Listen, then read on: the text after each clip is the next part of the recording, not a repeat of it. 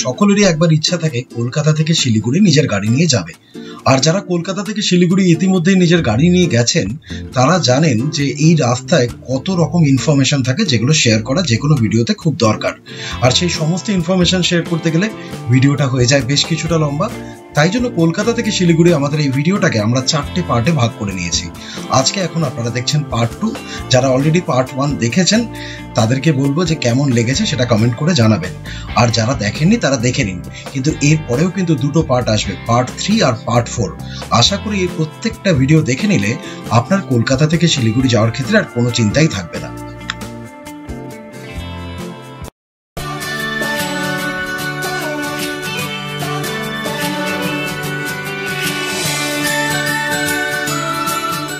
একটা ছোট্ট আপডেট দিয়ে দিই, এখন বাজে 11:40। আমরা টোটাল ডিস্টেন্স কভার করে দিয়েছি 126 কিলোমিটার, 125 কিলোমিটার অ্যাকচুয়ালি, এবং আমরা বেথুয়া ডাওরি পার করলাম। এখান থেকে 1 কিলোমিটারের মধ্যে, মানে বেথুয়া ডাওরি ক্রস করার মোটামুটি 3 কিলোমিটারের মধ্যে আপনি পাবেন প্রথম টোলটা। প্রথম টোল আমাদের সামনে, আপনারা দেখুন আমার টোলটা কত সেটা নিচে দিয়ে দিচ্ছি।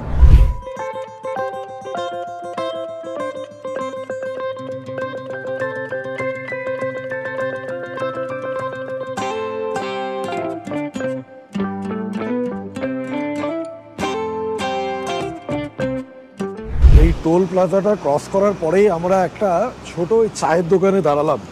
এতক্ষণ তো কোথাও থামিনি, একটু এখানে চা ফা খাবো। সারা রাত্রি চালাতে গেলে এই চা আর টা এই দুটোই লাগবে আমার। আমি যারা আমার থেকে ছোট যারা তাদেরকে বলবো যে ভাই চায়ের অভ্যেস করো, টায়ের অভ্যেসটা প্লিজ করো না। আমি খাই, সেটা ভুল কাজ করি, বাট তুমি সেটা করো না। মানে don't take it as a জ্ঞান, এটা ইটস আ প্র্যাকটিক্যাল থিং। আমি হেলথ বলছি না, আননেসেসারি টাকাও তো নষ্ট হয়। আমি ভাই আটকানোর চেষ্টা করছি, it's a very difficult thing to live. আমি তোমাদেরকে বলবো ডোন্ট, যদি পারো তাহলে কোনোদিন ধরোই না।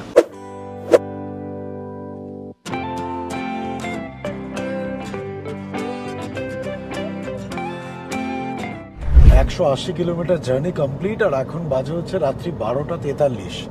আমরা যাচ্ছি এখন হচ্ছে বহরমপুর বাইপাস দিয়ে। বহরমপুর বাইপাসটা কিভাবে আসবেন বলছি। এর আগে যে পুরনো বহরমপুর বাইপাস আমরা যেতাম না, ওই একটা সরু আপনার গঙ্গার ধার দিয়ে সরু পাড়ার রাস্তা দিয়ে, ওই বাঁদিকটাতে নেবেন না। ওটা থেকে একটুখানি সোজা এগোবেন, এগোলে অটোমেটিক্যালি বাইপাসে উঠে যাবেন। বাঁদিকে বহরমপুর সিটি ভেতর দিকে অ্যারো দেওয়া আছে, আপনি স্ট্রেট একদম মানে মালদা বাইপাসের মতন। আমার আগের ভিডিওতেও যারা দেখেছেন, যারা আজ অব্দি এসছেন শিলিগুড়িতে, ঠিক যেরকম মালদা বাইপাস, ঠিক যেরকম ইসলামপুর বাইপাস, ঠিক সেরকম একই। দেখুন দেখাচ্ছি।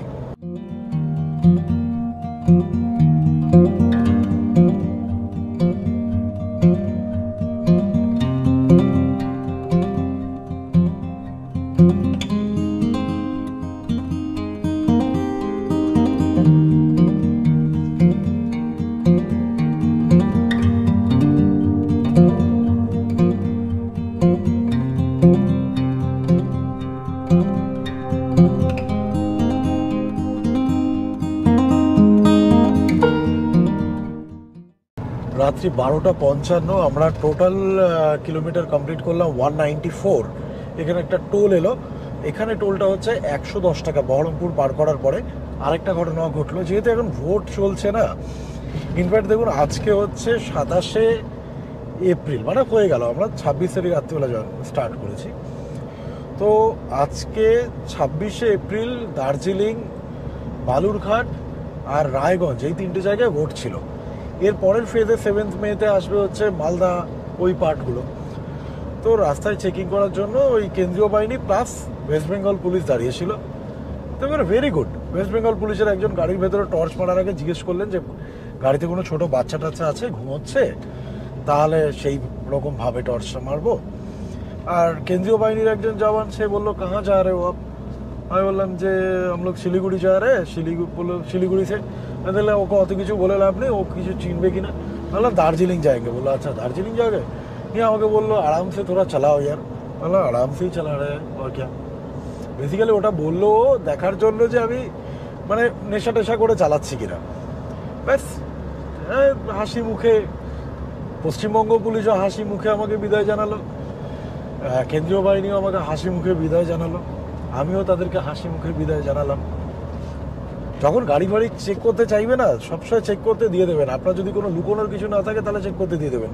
তো বেশি কেন আপনি কেন করবেন, কেন এ করবেন? আরে তারা তাদের কাজ করছে, তাদেরকে করতে দিলে ঝামেলাও হয় না। ঠিক 201 কিলোমিটার পার করার পরে ফাইনালি রাত্রিবেলা, এখন 1টা বাজে, পাপ্পুদা ধাবা সিন্স 1970 এখানে আমরা এসেছি। দেখুন, একদম সত্যি কথা বলছি, আমি তো ফ্যামিলি নিয়ে ট্রাভেল করি, আমার প্রত্যেকটা ভিডিও ফ্যামিলি ওরিয়েন্টেড।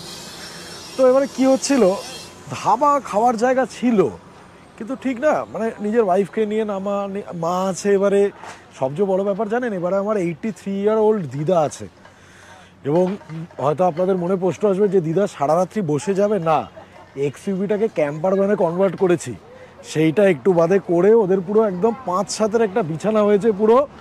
এবং এই ক্যাম্পার ভ্যানটা তৈরি করতে কত টাকা খরচা পড়েছে, কি পড়েছে, সেটা যদি জানতে চান তাহলে কমেন্টে জানাবেন, একটা আলাদা ভিডিও করে দেবো। এইটুকুনি বলছি, এত কম খরচায় হয়েছে আপনারা ভাবতে পারবেন না। তো ঠিকঠাক জায়গায় না, মানে খাবার জায়গা ছিল জানেন তো, কিন্তু সেখানে না আপনি আপনার ফ্যামিলি নিয়ে দাঁড়াতে না খুব একটা সেফ ফিল করবেন না, এটা একদম ফ্যাক্ট।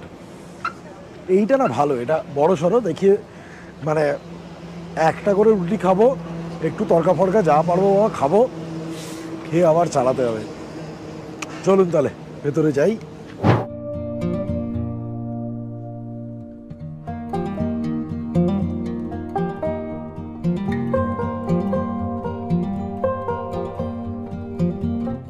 এখানে কিন্তু খাবারটা হচ্ছে বেশ মানে ইকোনমিক, জানেন তো। একটা এগ তরকা হচ্ছে 70 টাকা, দুটো এগ তরকা নিয়ে 3 জন নিশ্চিন্তে খেয়ে নিতে পারবেন। রুটির দাম, অনেক দিন বাদে কোথাও দেখলাম রুটির দাম বাইরে মাত্র 6 টাকা।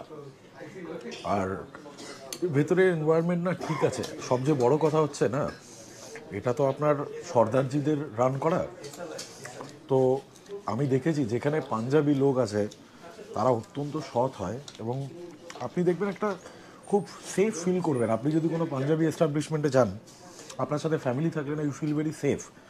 কেন, এরা কিন্তু এদের ধর্মতেও তো মেন জিনিসটা হচ্ছে যে বাচ্চাদেরকে আর মহিলাদেরকে প্রোটেক্ট করো, which is a very positive thing in their religion.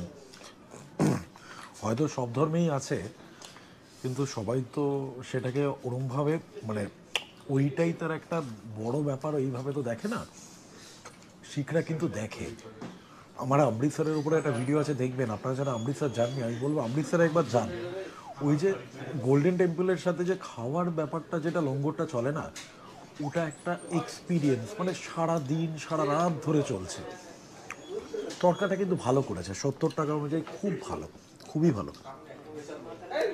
ও খেয়ে তাহলে, যেরকমটা আপনাদেরকে বলেছিলাম যে খাওয়ার পরে বিছানাটা পেতে নেব, এই দেখুন বিছানা পাতা কমপ্লিট। এই যে XUV turned into a proper camper van, এই সেট আপটা তৈরি। যেদিক দিয়ে চাইলে দেখতে পারেন, দেখাচ্ছি আপনাদেরকে। এই দেখুন একদম পুরো, এই দেখুন পুরো এইটা হচ্ছে মোটামুটি আপনার 4 ফুট 8 ইঞ্চি মতন এই চওড়াটা। আর এইখান থেকে, মানে একদম এই এন্ড থেকে যদি আপনি এই পুরো এন্ড অবধি দেখেন, ওইটা হচ্ছে 7 ফিট মতন, ঠিক আছে। এই টোটাল জিনিসটাকে রেডি করা হয়েছে। এখানে একদম আরামসে আপনি শুতে পারবেন, কোনো চাপ নেই।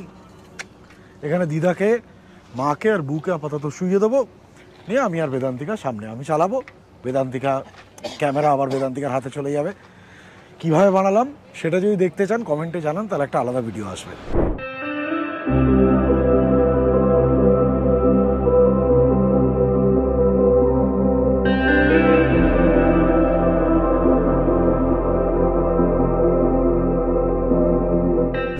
217 কিলোমিটারের জার্নি কমপ্লিট। এখন বাজে রাত্রি 2:15, আর আমরা ক্রস করলাম হচ্ছে মোরগ্রাম।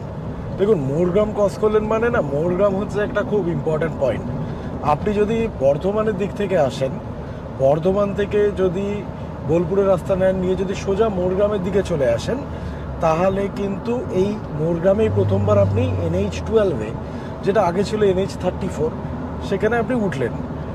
মানে যখন এই বারাসত দিয়ে রাস্তাটা এতটা ভালো ছিল না, তখন তো বেসিক্যালি দুটো অপশান ছিল। একটা হচ্ছে বর্ধমান দিয়ে, যেটারও আমাদের একটা ভিডিও আছে, আর একটা ছিল হচ্ছে STK, সেটার 3টে ভিডিও আছে, কিন্তু আমি আপনাদেরকে বলছি এখন যা রাস্তার কন্ডিশন, যদি আপনি কলকাতা থেকে আসেন, সে আপনি কলকাতার যেদিক থেকেই আসুন, আপনি এয়ারপোর্ট আসুন, এয়ারপোর্ট এসে আমরা যে রাস্তাটা ধরলাম একদম বারাসত ধরে নিশ্চিন্তে আসুন, রাস্তা কিন্তু সত্যিই ভালো।